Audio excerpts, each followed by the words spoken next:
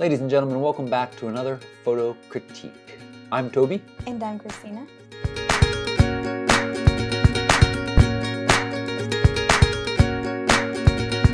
And this is our first photo critique of the new year. It is. Which is exciting. Yes. And I had imagined in my head lots of fireworks and bells and whistles and things of that sort. Had you? I did. But honestly, I'm feeling a bit under the weather right now. And so really, I just want to make sure that this gets done at a level that is at least decent. You're questioning your mental power right now? It feels a bit muddy in my brain right now. I don't know if it's the flu or a head cold or what. I thought we discussed it. It was the flu earlier. I know, but I'm really embarrassed to say that I didn't get a flu shot this year. When you just did. I know. Okay. So we've got a handful here that we're going to walk through, a small handful. And then I'm going to stick around after we get through these to talk about a handful that didn't make the pick. Next week, we'll be back with a few more from this submission group, plus a discussion of a few more that didn't make the cut and why. And then we will be critiquing those that have been submitted for the assignment, quote unquote, new. Quote, new, end quote. Is that how you say it? I don't know. Quote unquote new. Quote unquote new. Okay, well let's get started. Let's get started because you do have a hard out at 5 o'clock. Okay. Our first one from Ubaldo, and it is the aerial tram in San Diego. Now, I think this is the aerial tram in the San Diego Zoo, which we just went to for the very first time recently. That is correct. That's not why we picked it, though. No. No. I picked it because, well, I like the symmetry in this picture. It's very clean, very simple. I was going to say clean. Yeah. I don't like that there's not a ton of context. Like at first I wasn't sure if I didn't have a title. If you hadn't asked me? If I hadn't asked you, I wouldn't know what it was. Yeah. Which isn't a huge deal. It's not a huge deal, but I guess you can't really have clean and simple as well as symmetry, or as well as enough context in some images. Well, yeah, right, in some images. I think it's certainly possible. I just want to share with folks what I often look for in Instagram shots. When I'm trying to find a good Instagram photo, I'm often looking for either symmetry or repetition or patterns. That's what I'm looking for. That's what I think makes a good Instagram shot, which I think also makes other good shots as well. And I like very much everything you just said about it, and also agree it would be nice to have just a tiny bit more context to this. And I think it would be possible. Maybe the tops of tree lines, so not a directly underlined shot, but off at an angle enough that we still get the cables and the car, but a little bit of tree so we can get an idea of elevation and height above the ground. Things of that sort. Yeah. Yeah, maybe. Maybe. You think it would be difficult to achieve that and maintain this kind of pure image? I think so. Yep. I like it as is. Okay. The lines are perfectly straight, and that's what drew me to this image. It's just you've taken the idea and you've done really well with it. Yeah. Yeah. Definitely. Okay. Thanks, Ubaldo. Thank you. Now we've got one from Jude.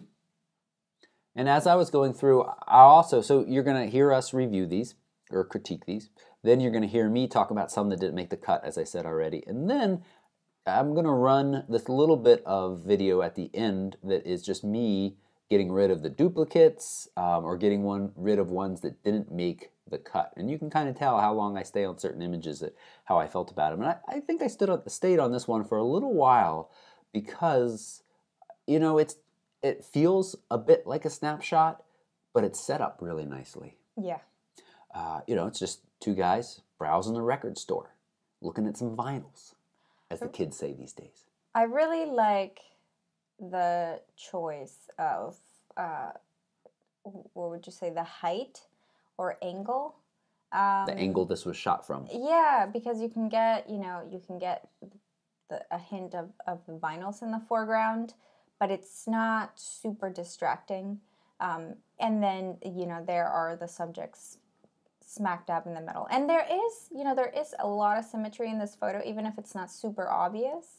I think there's a lot of, you can really split this image up into sections. Like this is a section, and that's a section, and that's a section, and that's a section. And I think it makes for really just really good organization that leads your eyes right to these two guys.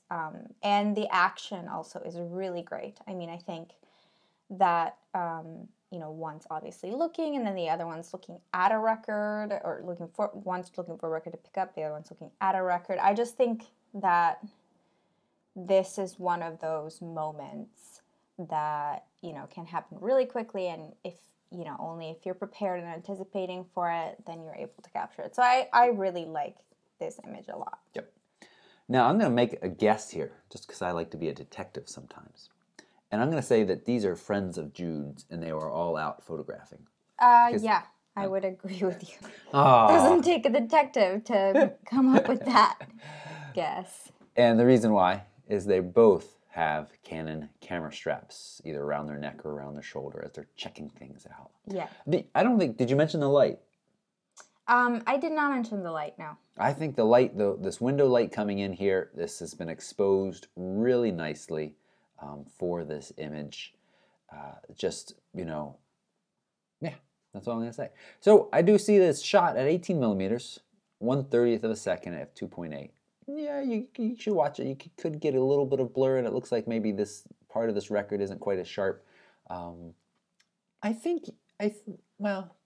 to say that I think you could zoom in a little bit and just capture this section. No.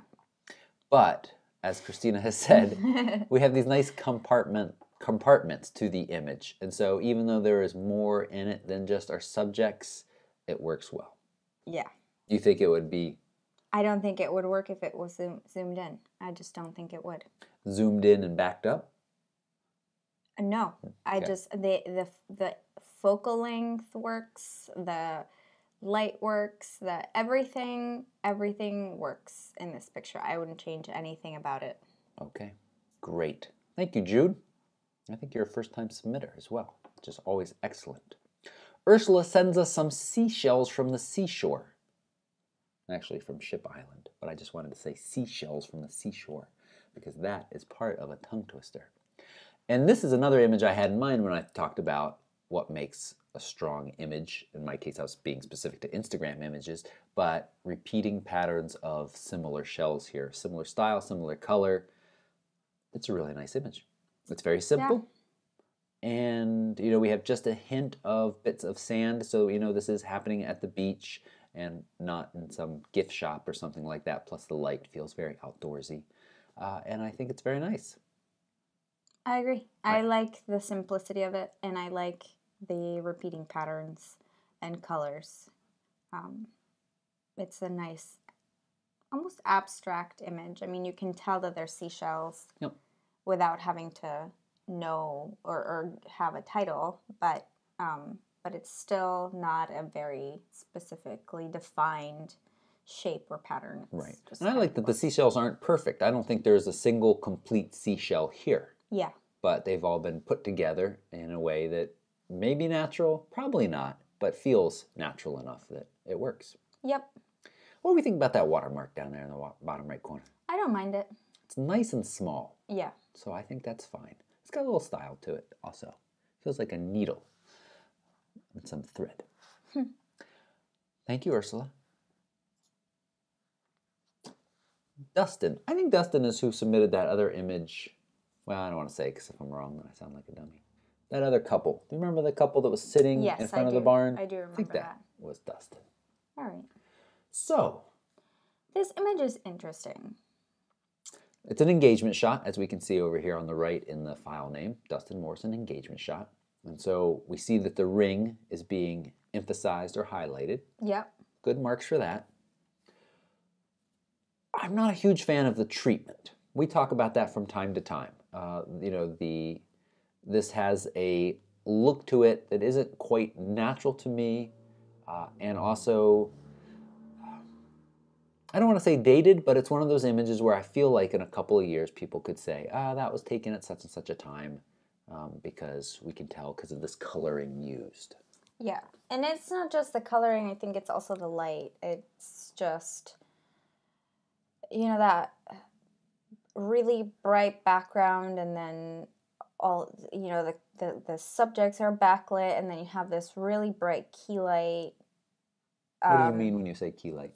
The main light that's lighting the subjects. Okay. So the background light, that brightness that we see in the clouds, would be a hair light in this case, because it's kind of creating a highlight. Or maybe that's another speed light, that it could be another speed light that's creating these highlights right here. But I'm gonna say that it's this, because that's what I think it is. But anyway, yeah, I just don't I don't love that. I know that there are people that do like that. And that look for that and want it, and seek out photographers that do this type of lighting. But I do think that it is going to look dated. I agree with you. And it just doesn't look very natural. It's just, it looks like it was kind of shot in front of a green screen. That's what those pictures look like to me. I don't get it. I don't quite to that degree. And, well, let's set aside the treatment of the image, and now talk a little bit about the posing. Well, first off, the reason why and this is where I think we are a little picky, but people have been watching our reviews now, I think know that, and that it doesn't feel very natural because our natural light source is on the other side of them, and then clearly there's something lighting them. Right. Which isn't necessarily a bad thing to be using external lighting. No. But we personally feel like it should be subtle enough that you can't really tell. Yeah, well, that's what I would have done. But that's not to say that that is the right way of doing it, or that, like I said before, there are plenty of people that love this style of lighting. It looks very commercial. It looks very just kind of like very dramatic kind of lighting, and a lot of people like that. I don't know that it goes really well with the pose, with this particular pose. I think if their poses, although you know what, in a way, their body language is a little bit dramatic, but not in the way that an engagement session, or the body language at an engagement session would be. They're almost hugging goodbye. It almost looks like they're hugging goodbye because of the lighting, because of the treatment, because of like the drama that's going on, because of all of these things. It doesn't look like they're just hugging because, they because they're at an engagement session, I guess. Does that make sense to you, what I'm trying to say? It seems like they're saying goodbye, and it's very emotionally charged, and they're very sad. You might be getting a little too picky. Well, I'm not. No, not picky, but just I'm not saying that any of these things are bad. I'm just saying that this is the kind of that's mood, the feeling you're taking away from it. Feeling I get from looking at this picture. Yeah, okay. Maybe. Well, let's talk about the pose a little bit. So, I guess you just did. I did. You basically said that it doesn't feel to you like a really engagement pose. But then again, who's to say what an engagement pose is? That's true. That's true. I think it's fine, and I like the little bit of a mystery of not seeing either of their faces. Yeah, I don't mind that. I like that, and sharp clarity. Yes. Aperture chosen here. All really lovely. I really like, we've got good detail in here. That's all good. So I think for us personally, we'd like to see a slightly different treatment, a little bit more of a natural look. And if we were going to see only one image from this engagement session, this would probably not be our first choice of the one to see. The other one thing that I want to be picky about is this. This is obviously very blown out. Mm-hmm. And I understand that you were going for drama here, but and your key light may not be as powerful, but I would just have underexposed slightly, because you've got a lot of blown highlights right here that you cannot recover. So I would say either go all out and blow a lot of highlights out so that this isn't as obvious, or kind of compensate a little bit and expose down so that you can bring all your highlights back, if that makes sense. Okay. It's going to be tricky to underexpose a little bit without starting to lose this detail down here completely. I agree. Another thing you might do is just shoot in a different direction. You can still get that kind of rim light from the background, or shoot at a slightly lower angle so that the brightest part of the sky isn't right in front of your frame. And again, it might not necessarily work based on the angle that you've chosen to shoot this photo at, or what have you, but just some other ideas to kind of avoid that. Great. Thank you, Dustin.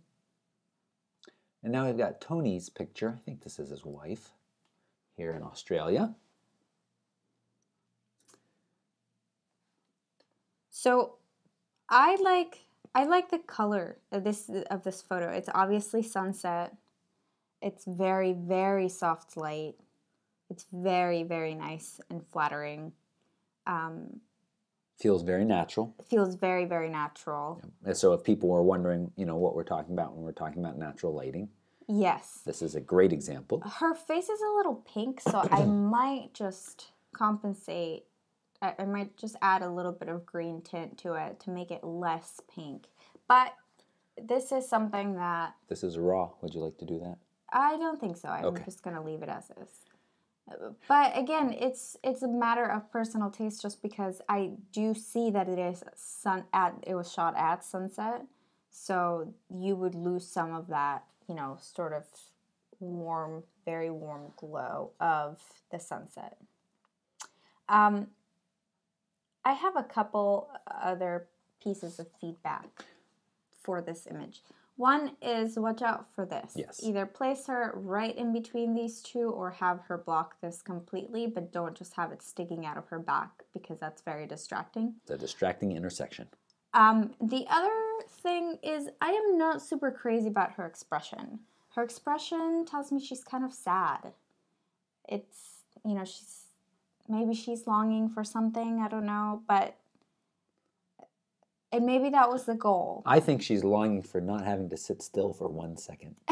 Yes, exactly. Yes. And you don't want your subjects to give off that vibe, because then that kind of breaks, that breaks the image. Expression can do a lot for an image. If you have really good expression, really strong body language, very natural, then it doesn't become a distraction, it just becomes part of the image. But if you have a really awkward image, not say this is awkward, but if the expression isn't there, if the body language isn't there, it can really break an image.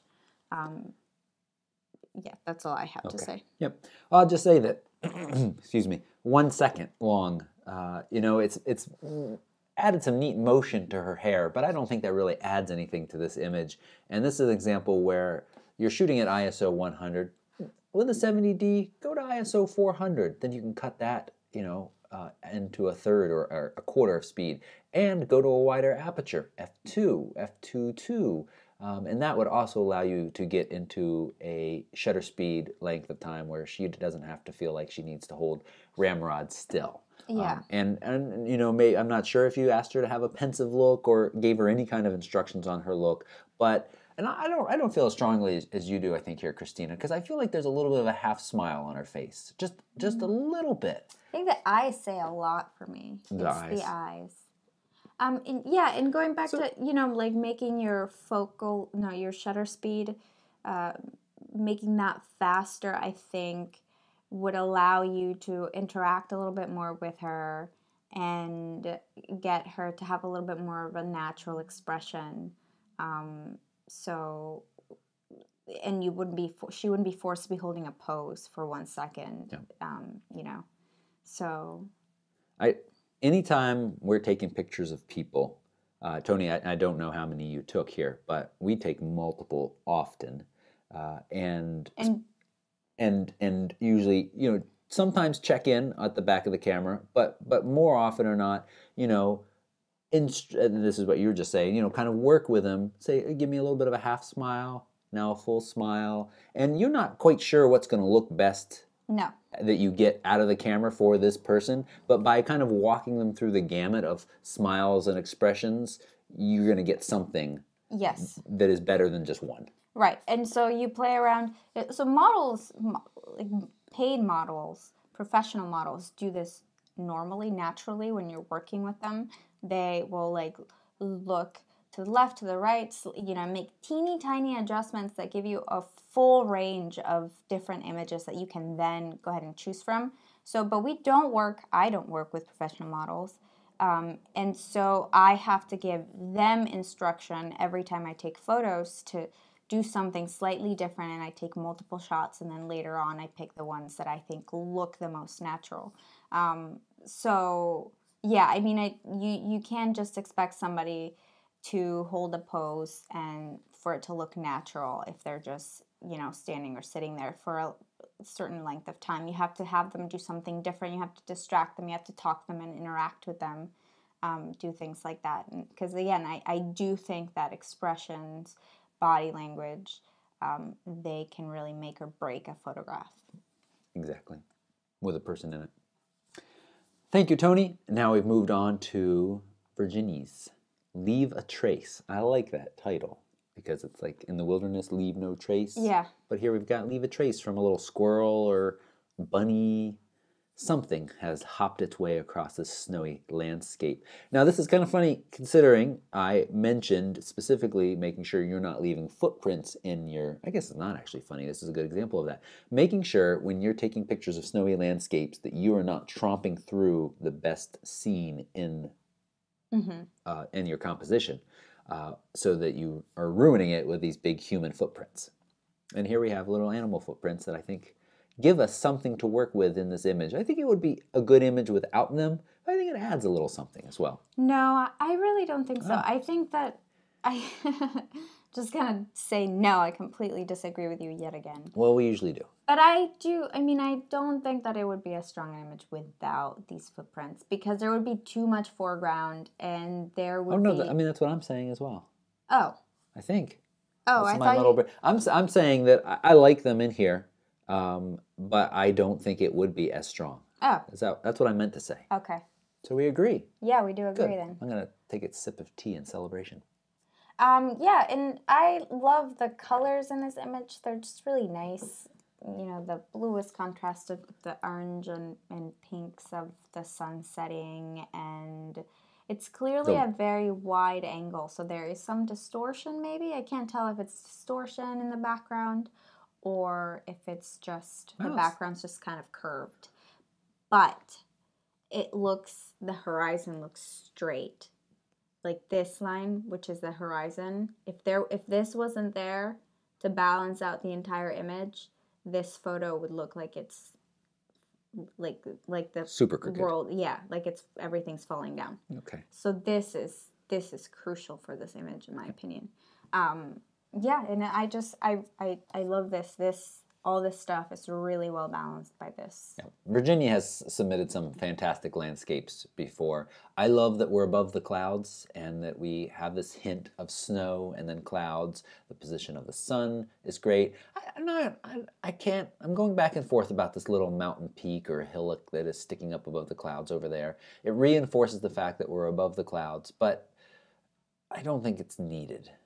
And we could either clone that out or crop in just a little bit. No, I would not crop. Okay. I wouldn't really clone either. It's not a huge deal to me. Okay. The detail in the snow, the coloring, the exposure across here, just fantastic. Perfect aperture chosen for this. 24 millimeters on a full frame. That's getting wide. Yeah. So there's possibly some distortion from that. Really lovely image. Nice. Thank you, Virginia. The last one of our picks tonight is from Nathan Laurie. And I think it says it's got a date down here. I checked dates too. January 3rd. I am jealous of where you live or are visiting right now, Nathan, because this looks a lot warmer and a lot more inviting. Look, I even think you're wearing shorts. I see bare leg. If we wore shorts outside right now, our legs would turn into little icicles and break off.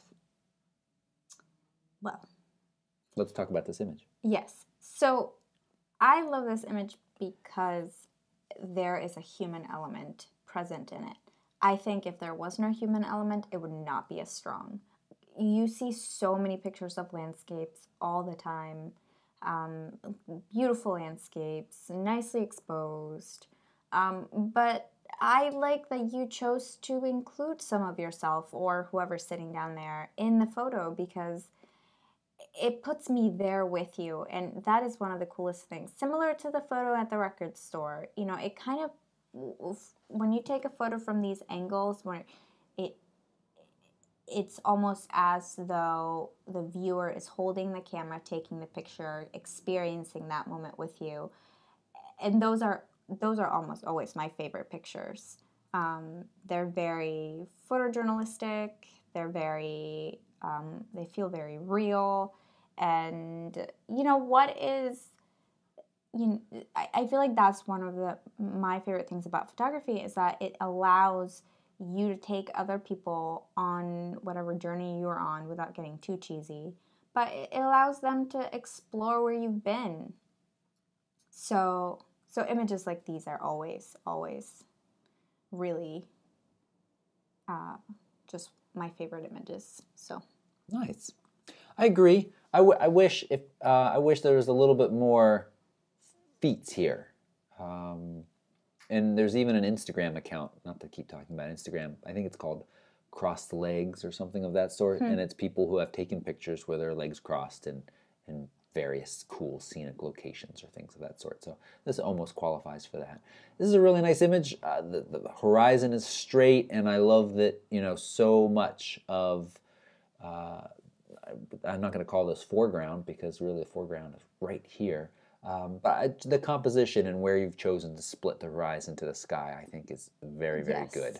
I think a lot of people would tend to split it a lot sooner down here somewhere, and that would not make as strong an image because, well, I don't know. And maybe it was just the fact that you're trying to get your legs that caused you to do that. But we're going to give you the benefit of the doubt and say that you chose that composition and it's really strong. I like it. I wonder, adding a little bit of clarity or contrast, we're in this thing. It just, you know, it gets a little bit of haze back here, but that's natural and it feels fairly natural. So you could work with a contrast and the clarity a little bit to remove some of that. You could. I would do that. I would do a lot more to this image. Would you? Yeah. It's a raw. Would you like to demonstrate anything? No, not tonight. Okay. And another thing that could benefit from is a circular polarizer as well, because that actually is going to cut naturally a lot of this haze out, and also blue the sky. Bluein. Yes, bluein. Bluein the sky a lot more. But otherwise, really like it. Very nice. And this also might be a neat place to try if you have a tripod and some way to remote control your camera, is a shot from your back. It would be a little tricky to get this quick fall off here. You would, be starting to capture more from out here somewhere and up. But that would be interesting as well. With the 10 to 18, nice wide angle lens at 10. Very wide. Very cool. Yep, very nice. That is all of our picks for the week. So now Christina is going to run off. You stick with me though, and I'm going to just go through a handful that did not get picked this week and will not be talked about next week, and just share with you why, and in a more brief critique way. So stay around for that, but thank you, Christina. You're very welcome. And I will see everybody. You'll see everybody's pictures again next week. Yes. All right, thank you. All right, so let's talk about a few of these images that I said did not get picked this week and we won't be talking about next week. This idea was from one of our readers, and I think it had merit to it. It does allow us to touch on more of the images, maybe not all of them always, but do so in a little bit of a quicker manner without a full critique, and that's why Christina is able to run off. And you just have me. And hopefully I don't sound too stuffy. So the first one that didn't get picked this week, let's just say, all right, so the first one that I'm going to talk about briefly is this. We are not generally fans of selective coloring. It often feels very gimmicky, and we just don't spend time critiquing those. That said, I think this image works fine as a black and white because you've got all of this motion here except for this gentleman. So I'm not sure if you panned with him or not. But as a black and white, I think it feels more true to life, and may have been one that we would have picked then because there's a lot of neat motion except for him. His face is the only clearly identifiable face in here. But in color, really feels very oversaturated and just a little too crazy. So we won't be talking about that one more than just now. This is a very nice image. It's pretty. It's got beautiful green and beautiful pink. Feels a little bright and feels a lot like a snapshot. I think this could be stronger if we were just focusing in on one of these, or one lily pad, one flower, and another angle. Really kind of simplify your look. Castle on a hill. I feel like we've seen a similar shot to this in recent times.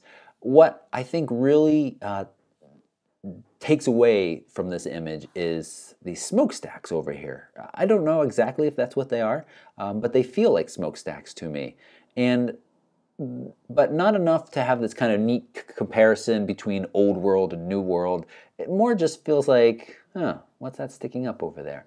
So I think this image could be a lot stronger from a portrait orientation that would really kind of capture the height of this castle up above the hill that it's on. And that, I think, would be a strong image. It also feels a little soft, but maybe just shot with the 18 to 135. At f18, that's a big aperture. You're actually starting to get close to some distortion. Sorry, not distortion. What's that term for when you're shooting at really small apertures? I typically don't try to go above f14, f16, unless I'm trying to really close down the aperture for those longer waterfall exposure pictures. But so, you know, you could go to ISO 100 and then go a little bit lower than f18. This is a tone mapped image, and I know that because for two reasons. One, it was in here, the file name Tonemap from Sam. Oops. Oh, bugger. But two, you know, tone mapped or HDR, basically the same similar idea. This image has a lot of neat elements in it, but it feels very busy, and I'm not a fan, or we aren't fans, of the heavy HDR images where you get the clouds that are very dark on the underside like this. Doesn't look very natural to us. So I would come back to this spot, this place, and really kind of try to figure out what to focus on here. Reflection of the water and the rock on the far side. It's a very neat place, but this image here, just lots and lots going on with a lot of these winter trees, a lot of broken rocks. It just kind of ends up being a very busy image. This is probably somebody's son who took this picture, and here Dex, and again it feels a bit like a snapshot, which necessarily isn't necessarily a bad thing. But we have this gaze that's coming towards us but not quite meeting us. And it feels very busy without any good repetition. I think a marching band is a neat place to get a lot of repetition because they're all in these little clean lines, and I'm just not getting that out of this image. And we also just this one red stoplight getting caught here in this image. And shooting at f3.2 with that lovely 18 to 35, go ahead and open it up a little bit wider if you're not going to shoot the repetition of the band and get just a little bit of a softer background, because we got the cigarettes, t-shirts, all that stuff, and that doesn't work very well for me back there. This is curious. Here's what I like about it: the steaming soup broth with a little bit of oranges around the edges. I like that this, it's composed in such a way that this spoon right here or ladle is not cut off, but it feels, I don't love the light in here. It feels very warm, and I think it should be cooled down a little bit. And I think this is one of those places where, again, this could be cropped in, and most of the image be somewhere in this area here of these oranges on the soup broth, and nothing is going on really back here, and somebody's pant legs back there as well. So narrow in, focus in. I went back and forth about this image a lot. This is, I think, Jonathan, titled Frozen, and I'm pretty sure it's ice, and And it is intriguing at times, but then in other situations, or I don't know what I mean by other situations, just sitting here and I mean, I like this area here. I'm starting to feel like I really get the detail in here. But this we're shooting at f10. You must have been shooting very close, Jonathan, because clearly slightly out of focus back here, and just starting to get out of focus up at the top, unless you applied some kind of treatment to it that did that. And so I think this is a really neat idea, and there's some really neat detail here, but this capturing here of it doesn't do anything for me. And here we got, I think this is in Toronto, Towers and Towers by Brady. This is another one where, you know, I think there's a lot of merit to this image. Exposure is good. We were going back way back to Dustin's and talking about exposure in the sky. So even though we have these bright points in the sky, it's all exposed nicely. And even down here, we have enough light that the detail in here is good. So that's good. But I just don't feel like there's a very strong subject. Maybe it's the street down here to this city, but it's kind of muddled by these trees right here. So we don't get that real strong leading line. Maybe it is this big tower, which is clearly much taller than everything around it, or at least perspective-wise is much closer. But because it's kind of cut off by this building and this building, we don't really get to see it until it's halfway up there. So, you know, lack of a strong subject, if I had to say, was the reason why this one did not get picked. But as I said, it's got a lot of good merits as well. And that's it. So now that is all of the images that we're critiquing or not critiquing this evening. And as I said, we'll be back next week. Your assignment that we will be critiquing at the end of January is new. The assignment for February, which I believe we'll be critiquing towards the end of February, is shadow or shadow play, however you want to word that. I don't remember which one I said. Both were in my mind, so we'll be looking. And of course, for those, again, we're not going to be picking everybody's, although typically people participating in assignments, it's usually a lot fewer. So if you want a good chance of getting critiqued, participate in the assignments because we have less to pick from and are more likely to pick yours.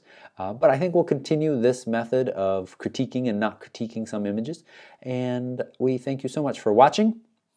Give it a thumbs up if you appreciated this, and let us know in the comments how you felt about both the critiquing and non-critiquing, and maybe what your favorite image of this week was. Thanks. Bye-bye.